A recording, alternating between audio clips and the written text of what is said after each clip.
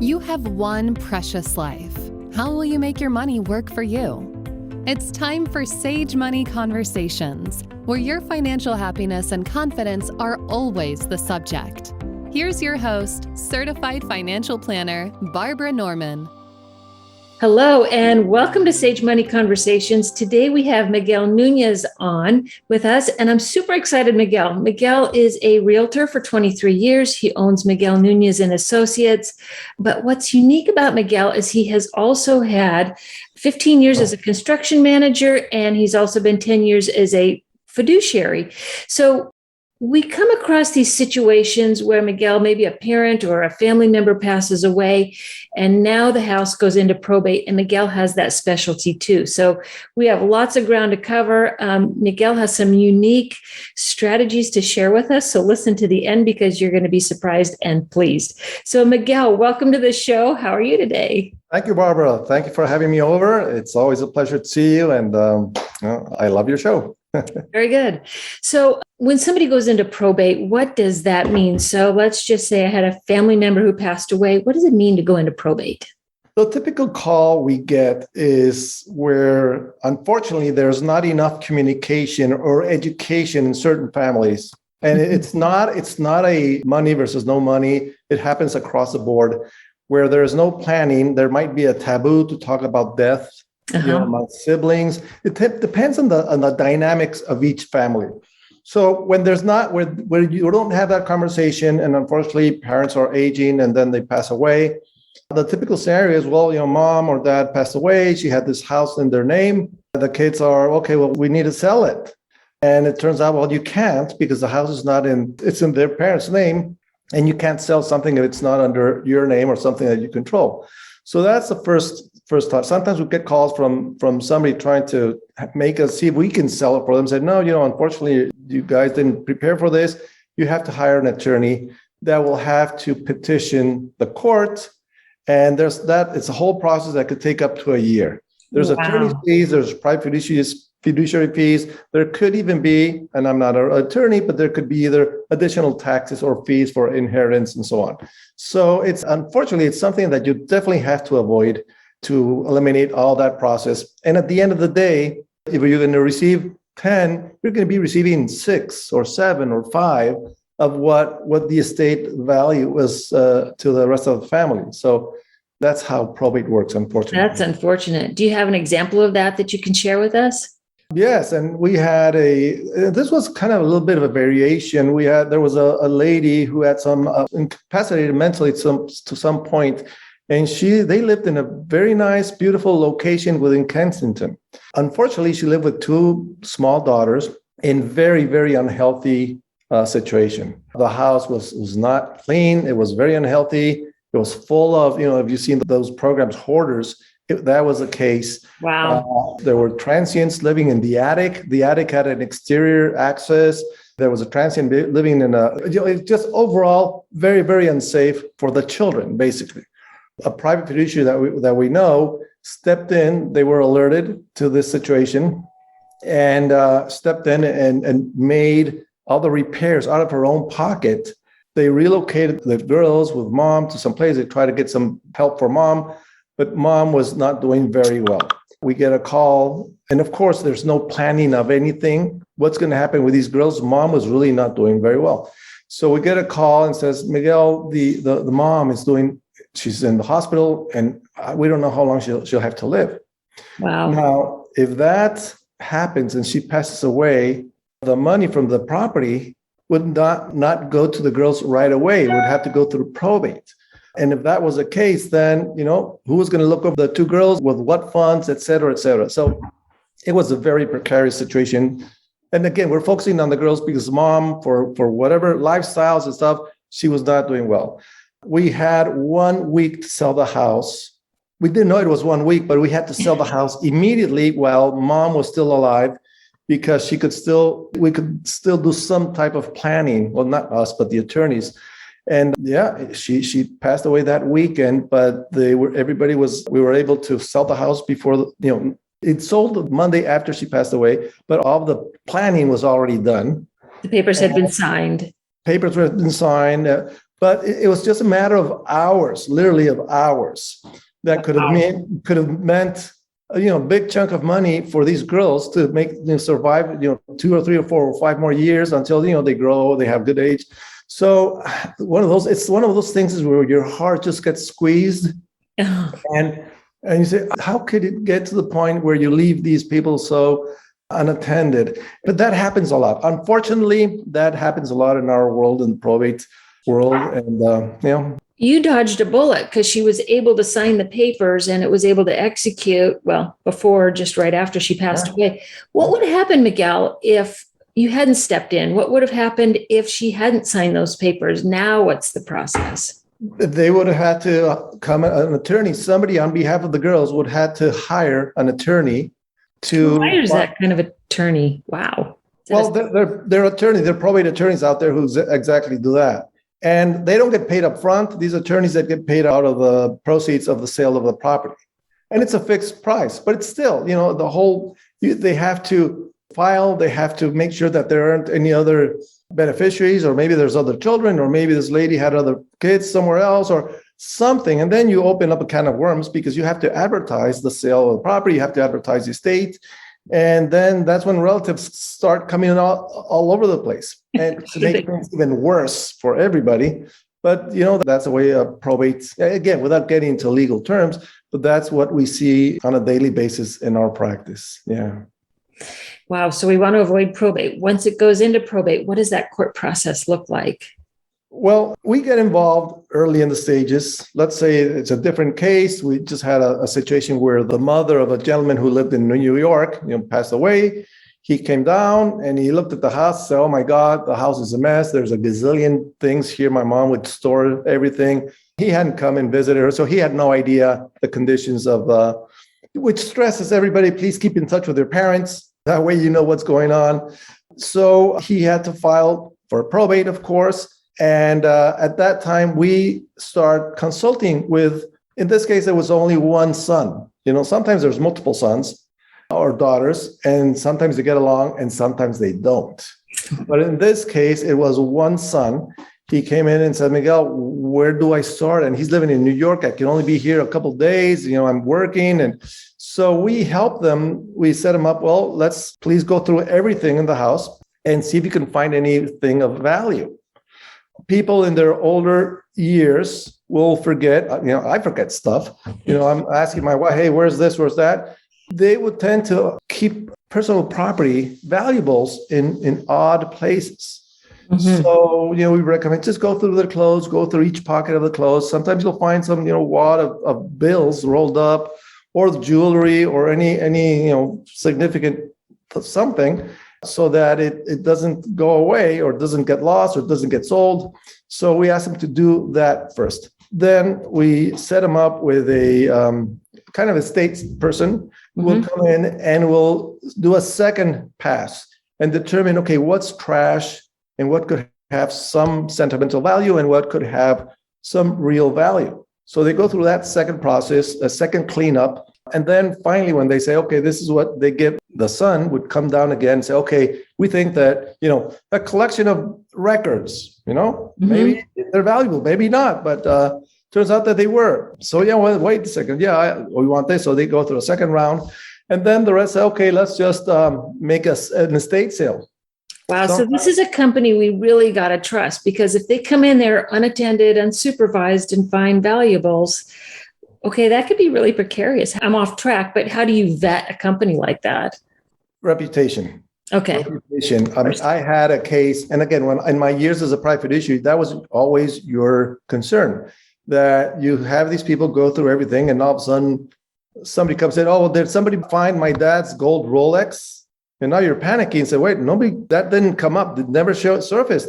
Did somebody just pocket it or not? All stuff goes through your mind.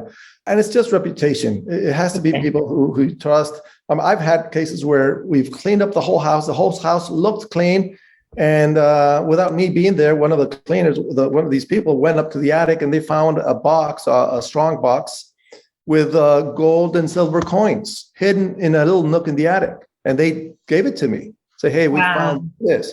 So that's the type of people you want to hire because, yes, there could be it's impossible to be there every day looking at everything that they go through. Okay. So we've cleaned the house out. Son's back in the picture. Now what? At that point, we look at the house because before you can't see the house. It's completely full with stuff. So we look at the house and say, okay, what can we do or what should we do in this market right now? In this market where it's a strong market, it's a seller's market. Let's say, okay, whether there's money in the estate or not, we still try to minimize the expense to the beneficiaries as to remodel the house. It would be very easy for us to say, you know what, let's completely remodel the house and let's put in $60,000, $70,000 into it. And, that would be relatively easy to do for us because then, it's a lot easier to sell a house that's nicely remodeled versus a house that's been in its original condition since 30 years. So we look at it and we point out to the beneficiary or to the son, there's 3 items that are safety hazards: smoke detectors, a water heater that is not strapped, a faulty, gas line. So we said those things, whether you have money or not, those have to be fixed. Uh-huh. And, sometimes we'll support them financially, but most of the time there's some money. So we take care of that. And then we analyze everything and say, okay, is there, we have, unfortunately, there are occasions where people have passed away at the house, or there has been, some blood stains or some other organic matter floating around, which is, sorry to bring that up, but that happens. And we have to determine, well, based on that, we need to tear out all the carpet and put a basic one on top of it, or a fresh coat of paint, or nothing. Maybe we found homes with a big ink stain in the middle of the living room. We just go and say, you know what, the likeliness of somebody using this carpet is 0. So let's just steam clean it. Let's clean the house deeply, and let's leave those stains there because somebody's going to come in and was going to change it. It's going to be ugly. Say, well, it depends on how you package the sale. Those sales are not packaged like, perfect home, perfectly remodeled. We package those homes with this little defects, so to speak, as opportunities. Hey, this is the opportunity for you to put your own carpet to, it's almost a little project. You can have fun changing this and changing that. We don't want to waste your money in putting in a carpet that you're not going to like the color and you're going to have to tear out anyway. So, that's how we package those type of homes. So it's nice to go in to see them and you take the attention out of the defects of the house. Say, well, yeah, there's a stain there, but imagine a nice Berber carpet, and then okay, I can see it. So it's the emotion that you want to communicate. You know what? I love that. And well, my uncle recently passed away, and his house it had a lot of deferred maintenance. And the question was, do we fix it up, sell it, not? Oh my gosh, Miguel, your background in construction, I would imagine you could probably go in and very easily say it's worth the budget, not worth the budget. So, wow. Okay. House is sold. How do we sell it? If this has to go through probate, mom's gone, son can't sign. Now what? So court, how to deal with the courts. There are 2 types basically of sales within probate. One that does not require a court confirmation, meaning mom died, the only son is in New York, he comes down. Do you have any siblings? No, it's just me and my mom, nobody else. So the attorney goes to the judge and says, Your Honor, here's Mrs. Smith died. Her only son is in New York. They've seen the house, they're okay with it. There's no other beneficiaries, nothing. Do you need to come back to you? And the judges, first of all, they don't want to clog the courts because the courts are always busy. Yep. And in order for you to get a date at court, you can come back in 4 months. And when we can sell the house in less than a month, you don't want to wait 4 months until the judge allows you to go to a hearing. So the judge analyzes it and, okay, what do you guys think? Yeah, this is a simple one. Good. You don't need to come back to me. You have the full power to sell this house. And that's that. So Miguel, this raises another question for me. Like, what happens to a house when someone's passed away, we got to clean it out, we got to get it ready, we got to go to court. Who's paying all the bills on this house? The water, the electricity, the house payment, if there's an HOA, like taxes, what happens? Most of the times there's money in the estate. So when the person dies, the family members hire an attorney, which in turn brings in a private fiduciary. That private fiduciary is a person who's going to take over the bank accounts, who's going to take over all of the assets. They're going to make an inventory. Okay, how much do we have in checking? How much do we have in savings? Or is there a stock market involved? Everything. And 9 out of 10 times, there is some money for that. So they'll pay that up. But if they can't access the money, are they having to front the money? Does this go into foreclosure? Like what? No. Typically, right now, the sales have begun. If there's no more payments to the mortgage, so let's say the estate or the son doesn't have the money to continue the payments, we notify the bank. Mrs. Smith passed away. The house is going to be sold. The notices of default from the banks take 3 months. If you don't pay your bank after 3 months, they'll send you a notice of default. Okay. So normally we have time. And again, nowadays, the properties sell relatively quick, so we don't go into foreclosure. If it would go into foreclosure, we still communicate with the bank and we show them, look, where there's a professional involved, we're selling the house, don't spend money on legal proceedings, foreclosure, because we're going to be sold in 2-3 weeks or a month or so just hang tight. So good communication with the bankers and with the other creditors that could be, say, just don't interrupt the sale. You could put liens, you could do all kinds of things. Let us do our job. You're going to get paid eventually. Sounds stressful. Yes. That's the thing. 9 out of 10 times, the biggest asset of all families in the U.S. is their real estate. Yeah. And that's what everybody's you have the beneficiaries, you have multiple children. Each one hires their attorneys. They're all looking over our shoulders. Well, why did you price it like that? How come, are they doing open houses? It is very stressful from that perspective because they're all waiting for those funds for whatever reason. Sure. So going back to the second way that the courts work is when you do need court confirmation, meaning that there are multiple beneficiaries, maybe siblings, maybe friends, maybe neighbors. The neighbors say, hey, yeah, Mrs. Smith told me that when she died, she was going to give me 10 grand or something because I took care of her. I visited her every day and whatever. So there starts to be, and everybody hires an attorney, of course. And then when the notification is sent that everybody raises their hand and wait a second, I have a right to that and I have the right to that. And my druggy brother should not get anything. Why is he getting something? And that's where we go, we sell the property, we put it on the market. And when we sell it, we tell all the community, the buyers of all the other realtors, this sale is subject to final approval by the court and by the beneficiaries. They all have to agree, okay, this is what we reached, this is the price. Is everybody okay? And if everybody's okay, fine, we go to court and say, yeah, everybody's okay, Your Honor. Okay, let's go ahead and sell it. If somebody's not okay, we go to court and, well, this is the situation, and the judge will analyze the situation and will rule one way or the other. So, but again, we would have to go back to court confirmation because there was an issue floating in the air that the judge would have the last word and say, well, okay, this is where we're going. So that's what happens. I would imagine siblings fighting would probably delay the process more and more. Yeah, and unfortunately, they use their power of objection to the sale as a tool to leverage whatever position or whatever it is that they're trying to negotiate. Sometimes we've had siblings try to sabotage our sales, our sales efforts. It is the biggest thing that we have to do is deal with different personalities. It really in our job. Yeah. The real estate is fine, and that's kind of predictable. But the dynamics, I don't blame them. The emotions running through these sales are so high, and that really is the complication of our trade. I would imagine so. Yeah. Okay. So, in our previous discussion, you talked about like 2 ways that you can sell a house in probate. Give us what those are, please. So one, typically, and in probate, we say, look, the house is completely as is. Here's a house. We already cleaned the carpets. We did this. In this world of high demand for properties have reached the all-time high in my generation, pretty much. And we tell them, look, the house is sold like this. When we put it on the market, we generate, and I'll talk just briefly about how we price the homes. We analyze the pricing, and we choose a price point.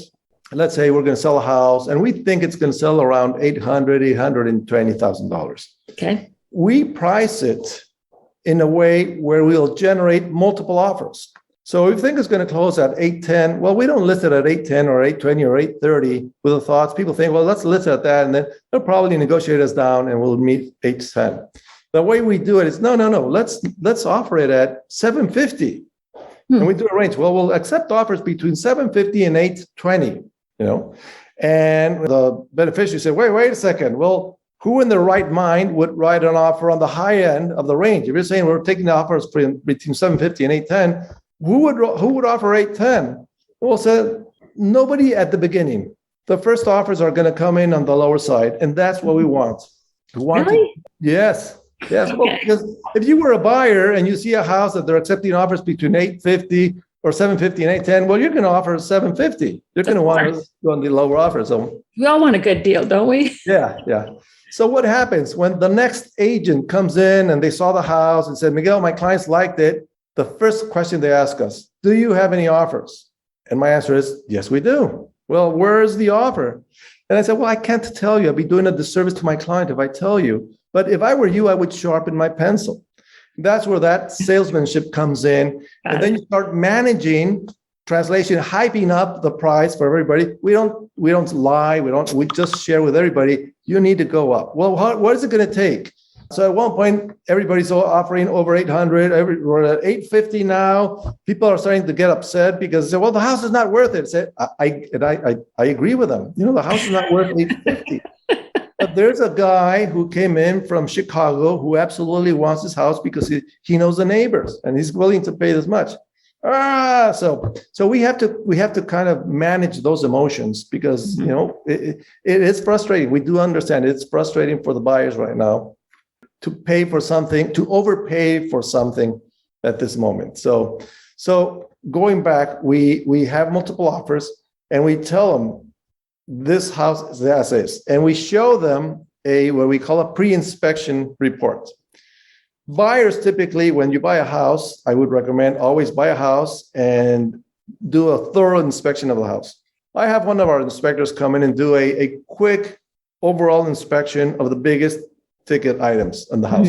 Systems, enclosure, windows, doors, and he'll go through that, and then I will show that to the potential buyers. And we're going to say, okay, you made an offer of X amount. We're going to counter you, but please be sure to read the condition of the house. Still bring in your inspectors. We encourage you to bring your own inspectors. But when you come back with your counter offer, I don't want to hear from you if you get the home that, oh, by the way, we need to renegotiate because you already know what the big issues are of the housing. So that's brilliant. That is brilliant. No further negotiations, and don't even think that you're going to. And if you even try to negotiate $1 down, the trustee is going to say, no, you want it as is. If not, there's 3 people behind you. I love it. I love this. I've never heard that strategy before, either of those two. And I think that's great. It's great for the seller, not so great for the buyers. But, right now they hire us to sell. And, we do, what is it that we're hired to get the most we can for a property to benefit the family or the charities. And we sell homes for charities as well, for hospitals, for the trust departments of the banks.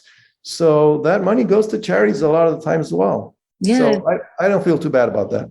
I wouldn't feel bad about that at all. And you know what? Somebody's got a new home. And in this market, what's better than just buying a home? Yeah, absolutely. Absolutely. This market's crazy. Is it going to keep going like this, Miguel? No, it's slowing down already, which is good.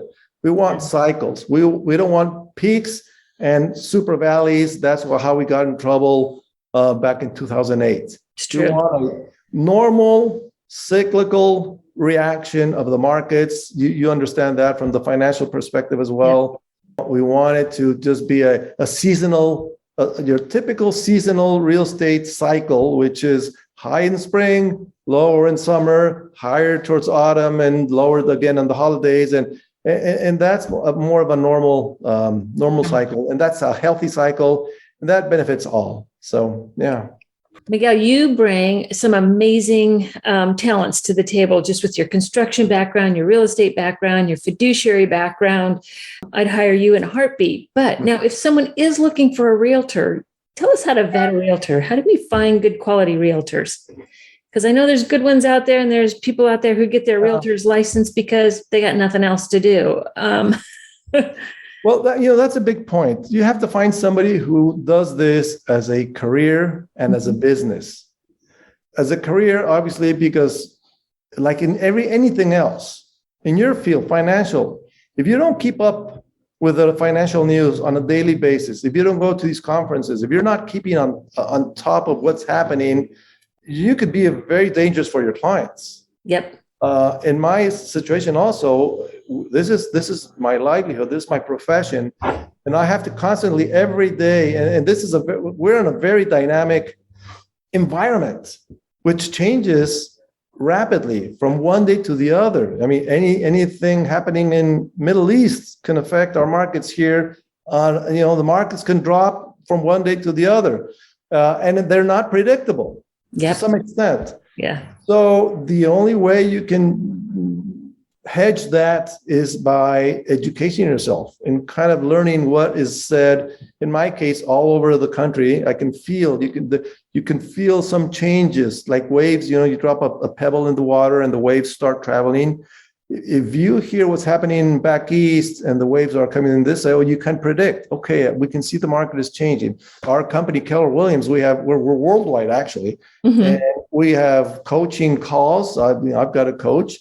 After 20 some years, I still have, you need a coach, of course. It's a profession, you need to be on top. That's how I get my news of what's happening. What are the trends? What is the market doing? How's its behavior in other parts of the country, whether we can anticipate that, or maybe we created that wave and they finally reached there. So we know, okay, how long that's going to take for investors investing outdoors. So it has to be somebody with a profession. It can't be a hobby. It has to be a successful businessman. We are realtors. It's a profession, but you have to also handle it as a business. Would you go to maybe, I don't know, if you had a friend who's a dentist, who's a very good dentist, but he's filed for bankruptcy 4 times.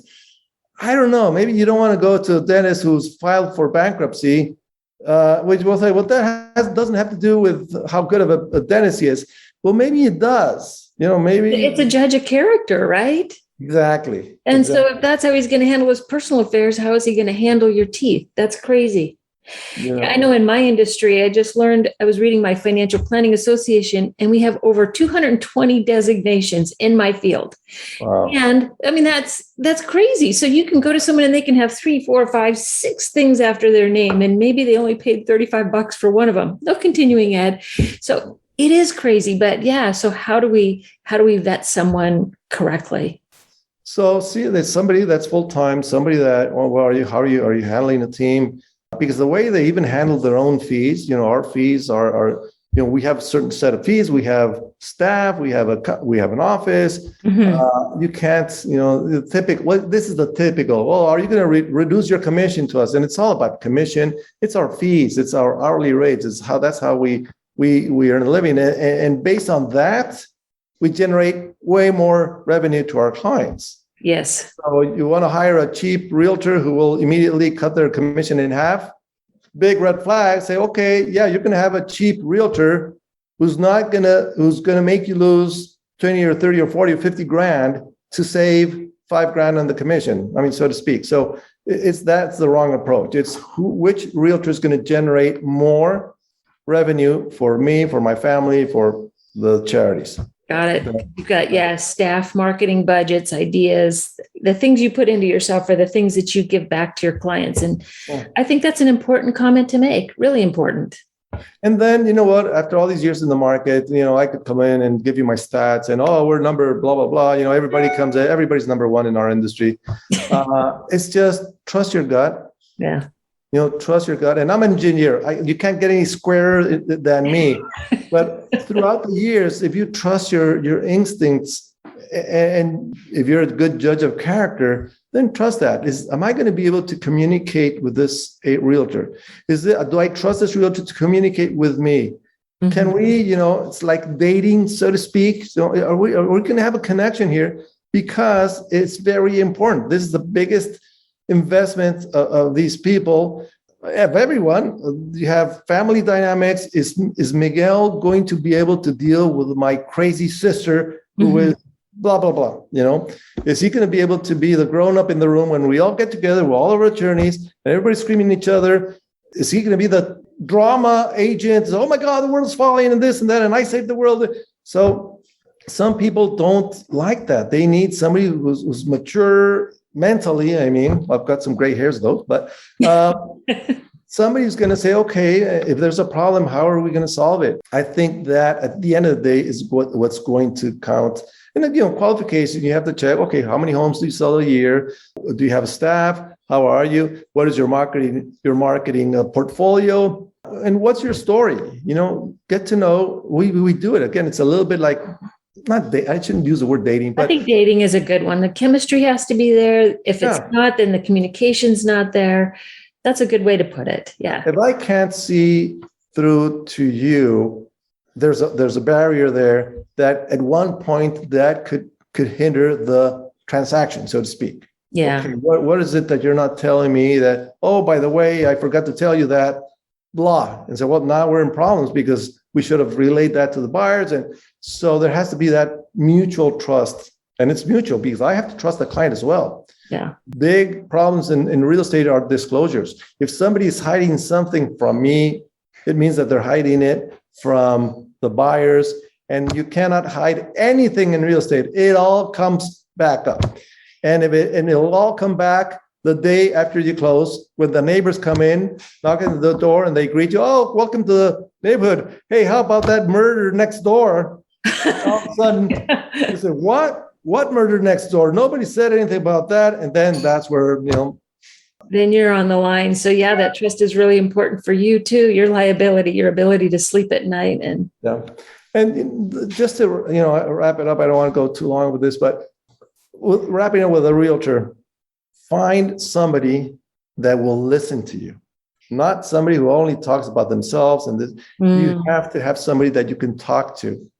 Number one, because you want somebody to listen to you. And sometimes that happens. It's like when we do divorce sales as well. Both parts really want to talk to someone that will listen to them. And not that we're getting, sometimes my wife says, oh, those are long conversations that have nothing to do with real estate. I said, yes, but there might be something in their conversation, in their concerns, in their fears, in their angers that gives you the light towards whatever the motivation is. They start acting like jerks just to get mad at the counterpart, for example. Mm-hmm. You could always, after having those long conversations, say, hey, Mike, but remember, just think about your daughter who lives in New York and all that. Why don't we focus on that rather than how am I going to, screw with my ex-wife and do stuff like that? So you're able to bring them back. We end up being more like shrinks at one point, but we just have to listen to people. So. Yeah. And then come back with questions, not to dictate, well, this is how it's going to be. I've done this. Just after all this listening, ask questions. Well, tell me more about this. Don't leave any rock unturned. Just be curious. And that way you best serve your clients, because you really, and we get withdrawals. When we sell properties, we kind of, call it later, 2-3 days. Hey, I miss you. After talking every day about stuff and this and that, we sell the house and then silence, it's kind of an awkward silence. And we do miss our clients because we get to know, and we share, and I share my life as well. Again, it's a both ways. We do create a good relationship. That's why we have a huge database of people. We keep in touch with everybody, most everybody. But I think at the end of the day, and that's how I coach I have 3 agents that work with me, develop a strong relationship. Everything else that's going to be the best foundation for anything, to resolve problems here, to help them in the future. So it has nothing to do with real estate. It's more about personal connections. And I'm guessing something very similar in your case, right? We get to know and love our clients always, and we're part of their lives. And yeah, a home is just as intimate. And it's not just finding a home, it's finding a community, a tribe, a lifestyle. And so, yeah, that communication, that dating is so important. And now talking about home, how important it is. Well, here I am sitting in my living room, and we had this conversation before this. Well, is it okay? Is it professional enough? It's my house. It's your house as well. Mm-hmm. And it's a new way that we're pivoting. After the pandemic, one of the good things of that is that we've been able to be able to connect even deeper with everyone and the professionals that we work with and our clients. So, yeah. So. Well, this has been a really fun conversation, Miguel. We're going to put your link into this podcast so our listeners can find you. This has been really educational. I've learned a lot from you, and I appreciate it so much. And so you have a great day, and thank you so much. You too. Take care, Barbara. Have a good weekend. Bye-bye. Bye-bye. Advisory services are offered through Barbara J. Norman, LLC, an investment advisor in the states of California and Texas. The information contained herein should in no way be construed or interpreted as a solicitation to sell nor an offer to sell advisory services to any residents of any state other than the state of California or where otherwise legally permitted. All content is for information purposes only. It is not intended to provide any tax or legal advice or provide the basis for any financial decisions. The information contained in this material has been derived from sources believed to be reliable, but is not guaranteed as to accuracy and completeness and does not purport to be complete analysis of the materials discussed. The opinions expressed do not necessarily reflect those of SagePath Solutions and are subject to change without notice.